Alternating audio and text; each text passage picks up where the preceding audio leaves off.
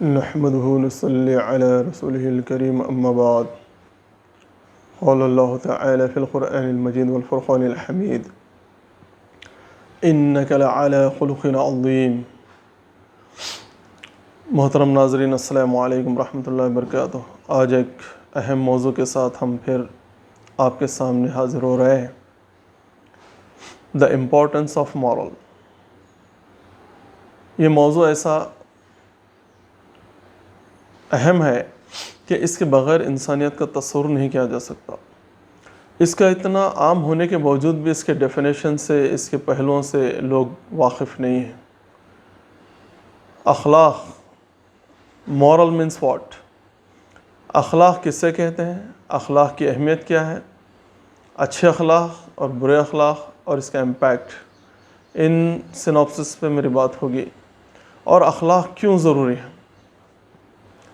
اخلاق دراصل انسان کے رویے کا نام ہے. Moral is nothing but the attitude of a man, behaviour, it is called moral. اگر یہ مورل، یہ ایٹیٹیوڈ، بیہیویئر اگر اچھا ہے تو حسن اخلاق کہلائے گا. اگر یہ ایٹیٹیوڈ برا ہے، بدسلوکی ہے، تو پھر وہ بد اخلاق کے زمرے میں آئے گا. بد اخلاقی، حسن اخلاق، سوء اخلاق یعنی بد اخلاق. اس طرح سے اس کی درجہ بندی ہوتی ہے. We may categorise it as the morals and immorals. تو حسن اخلاق کیا ہے؟ ایمانداری، شرافت، رحم دلی، یہ حسن اخلاق کی مثال ہے. اسی طرح سے بدنیتی، ظلم اور بے ایمانی، یہ تمام چیزیں، بے رحمی، یہ بد اخلاقی کی علامت ہے. تو کوئی بھی انسان یہ نہیں چاہے گا کہ اس کو برے نام سے پکارا جائے. تو جب انسان کو انسان کے انداز میں دیکھا جائے گا، یا اس کو وہ اسٹیٹس ملنا چاہیے جو اس کا حقدار ہے، تو پھر اس کو مورل کا پاس و لحاظ کرنا بہت ضروری ہے. آج کل ایک جنرل ٹینڈنسی بنی ہے لوگوں کے درمیان، it's my life, it's my choice. This is deadly against the status of human beings. ہم اس طرح سے کبھی نہیں کہہ سکتے. کیوں؟ کیونکہ یہ ہماری زندگی نہیں ہے، نہ ہماری ہے، ہم اس کے مالک ہیں، نہ ہماری پسند ہے. ایک مومن اپنی پسند کا اظہار کر ہی نہیں سکتا، بلکہ اللہ کی مرضی اس کی پسند ہوتی ہے. تو اس لحاظ سے وہ اخلاقی ذمہ داریوں کا پابند ہے. تو اب ہم کو معلوم ہو گیا کہ اخلاق کیا چیز ہے، کہ اخلاق ایک رویے کا نام ہے. اگر وہ اچھا رویہ ہے، ایک گڈ بیہیویئر ہے، تو پھر وہ اچھے اخلاق میں آئے گا. It refers to as the good moral. اور اگر وہ برا رویہ ہے تو پھر it refers as the immoral, وہ بد اخلاقی کے زمرے میں آئے گا. تو اخلاق انسان کے لیے کیوں ضروری ہے؟ اب اکثر لوگ یہ کہتے ہیں کہ میں میری مرضی میں جو چاہے وہ کروں، میں اخلاقی حدود کا پابند نہیں ہوں. جو لوگ ایسا کہتے ہیں وہ دراصل اپنے آپ کو انسانی کیٹیگری سے خارج کر رہے ہیں. Those who are saying that I will not consider the moral values, it means that they are joining themselves with the animals. Because there is no binding for animals regard to moral values. If you are also claiming the same thing, what does it mean? تو اس کا کیا مطلب رہ جاتا ہے؟ تو اس لحاظ سے انسان کبھی یہ نہیں کہنا چاہیے کہ میں اخلاقی حدود کا پابند نہیں ہوں. تو میرے عزیز سامعین، جب ہمیں یہ معلوم ہوا کہ اخلاق انسانوں کے لیے بہت ہی ضروری ہے، کیونکہ he has knowledge and wisdom, وہ علم اور حکمت رکھتا ہے، شعور رکھتا ہے، اور ایک اخلاقی حص اس کے اندر اللہ تبارک تعالیٰ نے ان بلٹ ڈال دی ہے. فَأَلْهَمَهَا فُجُورَهَا وَتَقْوَاهَا. He can differentiate between the truth and false. He can differentiate between the modest and immodest. اس لیے یہ جو حس کا تقاضا ہے، یہ اخلاقی حس کا تقاضا ہے کہ انسان اخلاقی حدود کا پابند رہے۔ اس کو چھوٹی سی ایک دو مثالوں میں آپ کو بات سمجھانے کی کوشش کروں گا۔ اگر آپ راستے میں کوئی بیل گزر رہا ہے، یا مارکیٹ میں جنرلی ہوتا ہے، وہ بیل بدتمیزی سے آڑے تیڑے گزرتا ہے، اور بیل آ رہا ہے کہہ کر لوگ بازو ہٹ جاتے ہیں، اس کے لیے راستہ دیتے ہیں۔ لیکن کوئی یہ نہیں کہتا اے بیل تمیز سے آ، تجھے معلوم نہیں کہ لوگوں کو ٹکر ہو رہی ہے، نقصان پہنچ رہا ہے۔ اگر کوئی ایسا کہتا ہے تو الٹا اس کی عقل پر سوال نشان لگ جاتا ہے کہ ہاؤ ہی از اے فول، یہ کس طرح کا بیوقوف انسان ہے کہ بیل کو اخلاقی حدود کا پابند بنا رہا ہے۔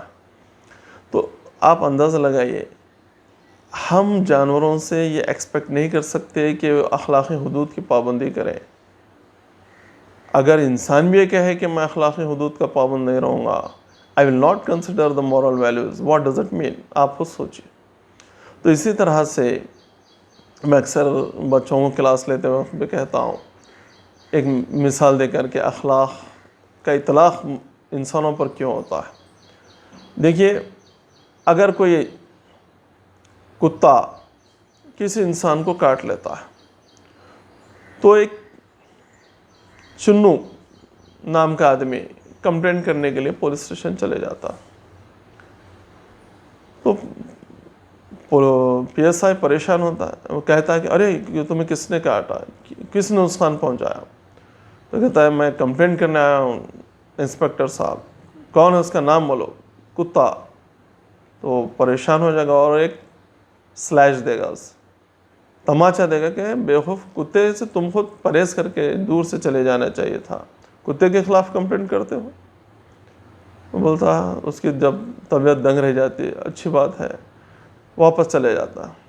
پھر اس کے بعد کہتا ہے کہ کتا نقصان پہنچانے پر کچھ کمپلینٹ قبول نہیں کی گئی، تو یہ دوسرے کو ایک نقصان پہنچاتا ہے، لکڑی بیچ میں لا کر گرا دیتے ہی وہ انسان پولیس اسٹیشن جاتا ہے اور چنو کے خلاف منو کمپلینٹ کرتا ہے، ارے تمہارے ہاتھ کو فریکچر کس طرح سے کس نے یہ حرکت کی؟